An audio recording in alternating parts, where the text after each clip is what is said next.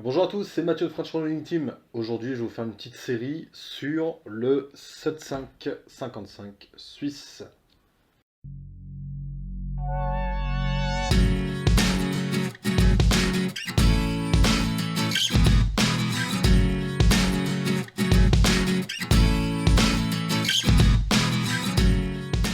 Alors, pourquoi le 7555 suisse? Parce qu'on en parle en ce moment. Il y a plusieurs confrères sur YouTube qui ont abordé le sujet. C'est une arme qu'on retrouve régulièrement en haut du classement au championnat tard. Donc, ça mérite qu'on se penche un petit peu autour de cette munition-là. Je vais donc vous faire une mini-série. On va partir du relevé, parce que c'est vrai qu'on me demande souvent comment on jauge le canon. Donc je vais vous donner la solution que j'utilise, qui est pour moi la plus simple, parce que la plus facile à mettre en œuvre. On va relever les cotes. On va travailler avec ces cotes-là, les comparer avec la CIP et les cotes d'origine. Donc là, il s'agit d'un G11. On va pouvoir travailler autour de ces cotes-là et on va voir par la suite ce qui est possible de trouver comme balle. On va discuter un petit peu de ce fameux débat 306-308. Et puis on va tester, tout simplement, avec la même arme, en se basant sur GRT toujours, les résultats en cible d'une balle en 306 et d'une balle en 308. Toute la méthode pour relever mes canons passe sur ces Remington Buckshot. Procurez-vous ces balles-là, les 9 pellets. Pourquoi? Je vais vous montrer ça de suite. On va l'ouvrir ensemble et en fait les plombs qu'il y a dedans, c'est tendre. On va les graisser et ils ont un diamètre de 8,90, 9 mm pour certains. Donc ils sont assez polyvalents pour l'ensemble des canons qu'on rencontre. Allez, c'est parti, on va en ouvrir une. Tout simplement au Pinel. Voilà, vous retirez le sertissage, vous retirez la plaque en plastique, vous videz, et vous avez de quoi jauger votre canon, tout simplement. Donc, comme je vous disais, ces plans sont très maniables et vont vous permettre de travailler depuis la bouche du canon jusqu'à la chambre, sans endommager le canon, bien sûr. Alors bien sûr, vous avez d'autres solutions. Vous avez le SeroSafe qui permet aussi de pouvoir mouler l'intégralité de votre chambre et le départ de vos rayures. Le SeroSafe a l'avantage, on connaît donc sa rétreinte, tandis que le plomb, on va devoir extrapoler. Mais alors pourquoi effectuer un moulage du canon? Bien, comme vous le savez, je suis tireur tard et le premier réflexe que j'ai sur toutes mes carabines, c'est d'effectuer un moulage pour savoir où se situe l'usure de la carabine. C'est un point essentiel. On ne sait pas sur quoi on tombe, donc ça permet de se rassurer. Et deuxième point, ça permet d'adapter sa munition à son canon. Nous allons donc graisser le plomb et on y va. On l'introduit dans la bouche du canon. Vous prenez un maillet en bois. Et là, c'est la partie qui fait sauter en l'air tous les puristes et tous les fans, puisqu'il faut marteler pour que ça rentre. Donc là, il faut y aller. Hein. Il commence à être engagé, il faut y aller. Il prend la forme, vous voyez. À ce moment-là, on va la faire rentrer. Alors moi, je prends un guide. C'est un embout assez fin pour les perceuses. Ou en fonction, je prends... Et là, je vais l'aider à descendre, tout simplement, jusqu'à ce que je puisse mettre ma baguette dedans. Voilà, là, vous voyez, il est bien descendu. Voilà, il est engagé. Vous n'avez plus qu'à prendre votre baguette et à y aller doucement, empiriquement.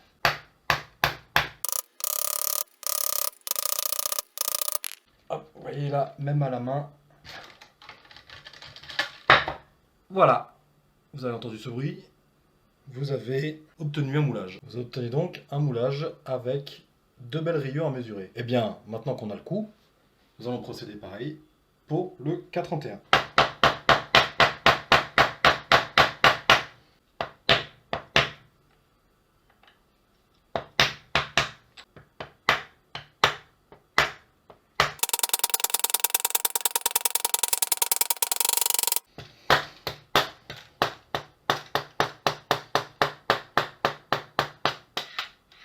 Voilà.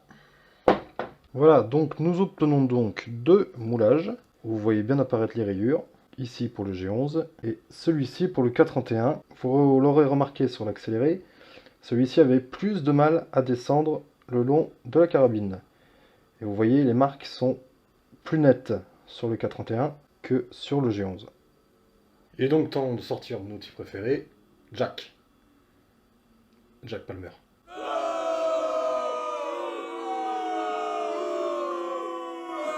Nous allons donc faire le 0 avec la pointe de touche précision. Voilà. Donc je l'ai monté dans un support. Hop, ce sera plus facile. Donc on va commencer par le fond de rayure.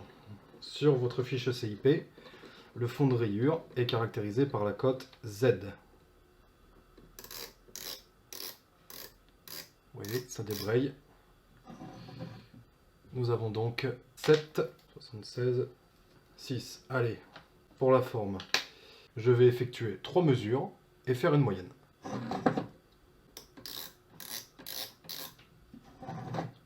« 7,77 »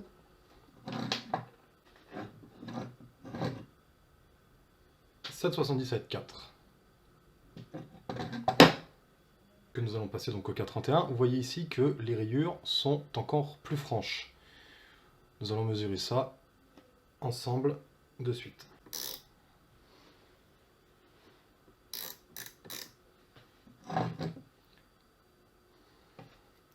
Donc je note 7,76,4.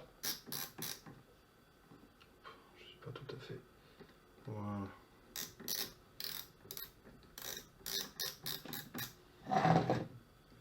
7,76,4.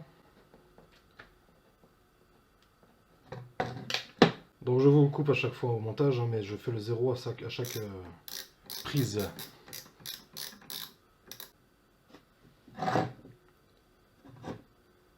Ah bien, 7,77. Donc ça, ce sont les cotes Z. Nous allons relever le sommet des rayures. Alors, au Palmer, l'astuce va être vraiment sur la partie plate de se prendre vraiment là, à plat, sur la rayure. Sinon, vous allez fausser votre donnée. On fera un comparatif tout à l'heure, au pied à coulisses numériques, voir ce que ça donne. Et bien dans le creux, avec la pointe de touche. 7,54. Même procédé, nous allons faire 3 mesures. 7,54, 4. 7,52, 9. 7,54, 5. Voilà pour le G11. On effectue le même travail pour le K31. 7,53, 7. 7,47, 6. 7,47, 4. 7,49, 5. Bon. Donc nous obtenons ça.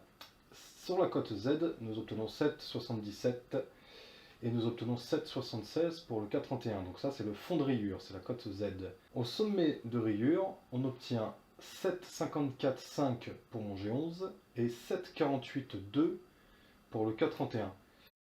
Donc je vais reprendre la mesure parce que celle-ci, 7,47, 7,47, 7,49, on a un trop gros écart par rapport aux autres mesures obtenues. Donc je pense que c'est ma mesure qui est foireuse. Je vais tout simplement recommencer. Je suis bien à 0. 7,48,4. Bon, bah écoutez, il n'en démord pas. On va faire une cote mal taillée avec toutes ces mesures-là. Et on voit ce que ça nous donne. Donc on obtient, en prenant des mesures supplémentaires, 7,47,3. Juste pour le fun, voir sur quel ordre 7,47. Donc on va se fier au Palmer, hein, il y a la moyenne qu'on a faite. À partir de là, nous allons donc effectuer la moyenne de ces mesures et on va se référer aux données techniques d'époque. Donc voilà, nous voici sur l'ordinateur. Nous avons donc relevé toutes nos cotes. Nous allons commencer à vérifier par rapport aux données CIP et aux données d'époque. Donc je vous ai sorti ici la CIP traditionnelle pour voir un petit peu toutes les données. Il y a une seule donnée sur laquelle on va travailler, puisque c'est le sujet de cette vidéo, c'est de pouvoir tester réellement du coup ce que ça donne et tirer un petit peu le vrai du faux. Alors, je sais que cette question, elle irrite un peu tout le monde. Je sais que le 782 fonctionne, je sais que tout le monde fait comme ça. Voilà. C'est juste une démarche, on va dire, intellectuelle, à essayer de pousser un petit peu le sujet au bout, savoir ce qui est possible de faire, savoir réellement les causes, les conséquences, ne pas hésiter à intervenir, à dialoguer dans les commentaires sur le sujet, mais voilà, c'est vrai que c'est un sujet qui revient assez souvent sur le 7.5, 7.5.55 et 7.5.54 aussi, et bien puisque c'est un des rares cas où visiblement dans la CIP, on passe outre. On passe outre, pourquoi? Regardez bien ici, la cote G1 du projectile est bien marquée 7,78. Bon, alors, est-ce que c'est une erreur de la CIP? Est-ce que c'est une erreur de traduction, d'unité? Eh bien, on va essayer de trouver les données d'époque. Les données d'époque, j'ai deux supports qu'on trouve en ligne, écrits en Suisse, donc par rapport au 81, et qui nous donnent donc la largeur, non pas de la cote Z, qu'on a relevée, mais la largeur du sommet de rayure. On le voit ici, 7,50. 7,50 avec une tolérance allant jusqu'à 7,57 pour le rebut. 7,57. Ici, nous avons la profondeur du champ, 0,15, qui peut nous servir pour GRT. Nous avons la largeur, 3,9 mm, et nous avons ici, pareil, la largeur, voilà, la largeur 1,95 et 3,9 ici. Bien, ce document-là, c'est quand même le document de base de la carabine. C'est les Suisses qui disent, voilà, notre carabine fait 7,50. 7,50 et on a ici une profondeur de 1,95, de 0,15. Nous allons voir un autre document. Hop, ici, nous avons également des cotes. Ces cotes, on le voit apparaître ici, donc 3,77 la largeur. Nous avons les 7,51 qui sont sur la cote précédente, qu'on retrouve également, 7,51. Et nous avons bien ici, pour la cote Z, nous avons bien 7,78. Donc, toutes ces cotes-là, toutes ces données-là, ce sont les Suisses qui nous les donnent. Ce sont les constructeurs qui nous les donnent. Nous avons à peu près le même écart, à mon sens, entre une balle de 311 pour un Mosing Nagant et une balle de 308 pour un Mosing finlandais. Il viendrait à l'idée de personne de coller une balle de 311 dans un finlandais 308. Et pourtant, nous avons les mêmes écarts dessus. C'est une réflexion. Voilà, moi j'ai tiré également du 308 pour le tard, pour l'entraînement, avec des très très bons résultats. Donc oui, ça marche, il n'y a pas de souci. Mais c'est une fois encore, c'est plutôt dans la démarche intellectuelle. On va essayer de dépatouiller un petit peu tout ça et de voir s'il y a une différence notable entre du 306 et du 308 en cible. Donc, je vais lancer GRT. GRT, donc, je calibrais 7,555 qui nous rappelle donc que les rayures sont bien en 7,78 et je lui ai mis une balle 7,82. Il y a encore deux versions. Il y avait un message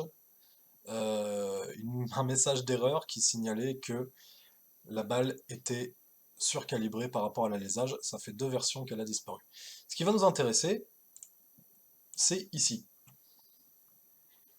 On va regarder un petit peu ce qu'en pense GRT, qui est un logiciel assez récent, donc qui tient compte de tous les paramètres et de tous les retours tireurs. Eh bien, nous voyons ici le G1 du projectile à 7,78.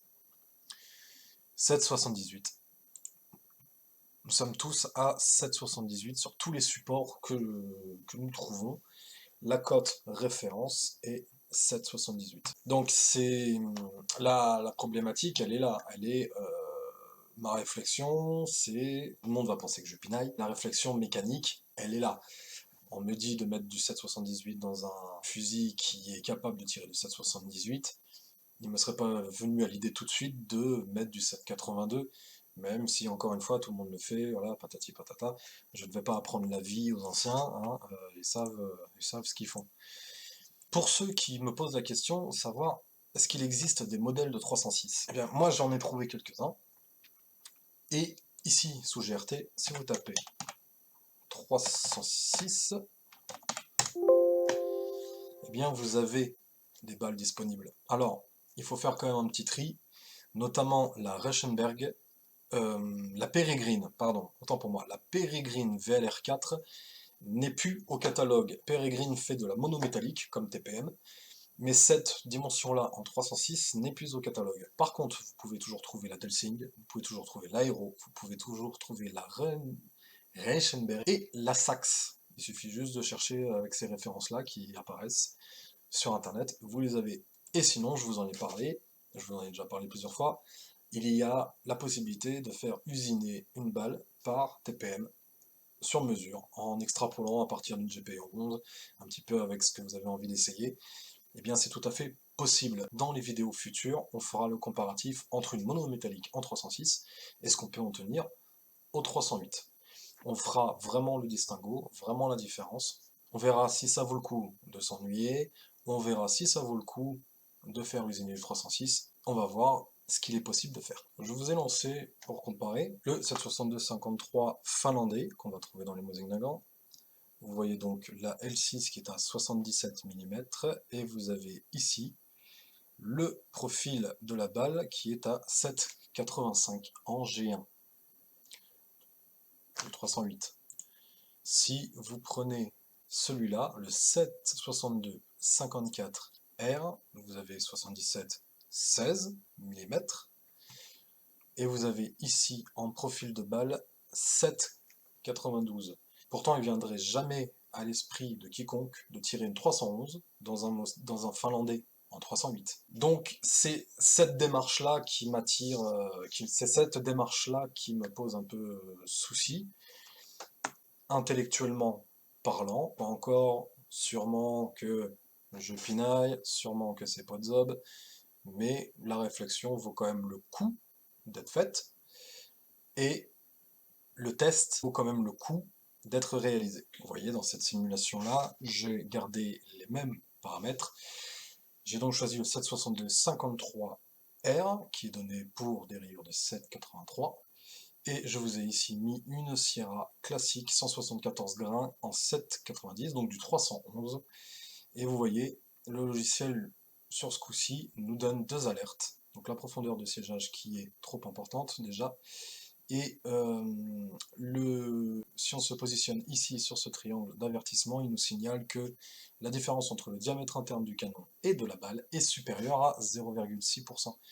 Il prend quand même le temps de le signaler. Pour lui, il y a une incohérence. Et on est bien dans le sens et dans la démarche de se dire, pas de balle 311 dans un 308 finlandais.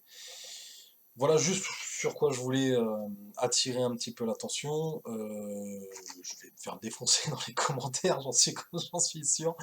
Mais c'est une démarche intellectuelle qui me plaît, comprendre, essayer de comprendre pourquoi on passe d'un 7,55 donc de balles en 7,77, 7,78 suisse à 7,82. Pourquoi du coup tous les outils qu'on trouve à l'heure actuelle, Lee, tout ça, sont en 7,82? Pourquoi on est obligé de faire usiner des décapings au bon diamètre? Voilà, tout ça, ça me plaisait un petit peu, et on va aller au bout de la démarche. Je vais faire plusieurs volets, donc là c'était le tome 1. Je ferai une deuxième vidéo sur le rechargement, donc le développement de la charge sous GRT, avec la recherche du sweet spot, le relevé de vitesse, tout ça, pour les deux types de munitions, 306, 308, et on finira par un troisième volet qui mettra en évidence dans les mêmes conditions, le même jour, le résultat entre 306 et 308 en cible, dans les mêmes conditions de tir. La cible sera juge, on en déduira à la fin le vrai du faux, le bon du mauvais, et savoir si ça vaut le coup de se triturer un petit peu l'esprit ou pas du tout. Merci à tous de m'avoir suivi encore une fois, je vous souhaite bonne soirée à tous, et à bientôt.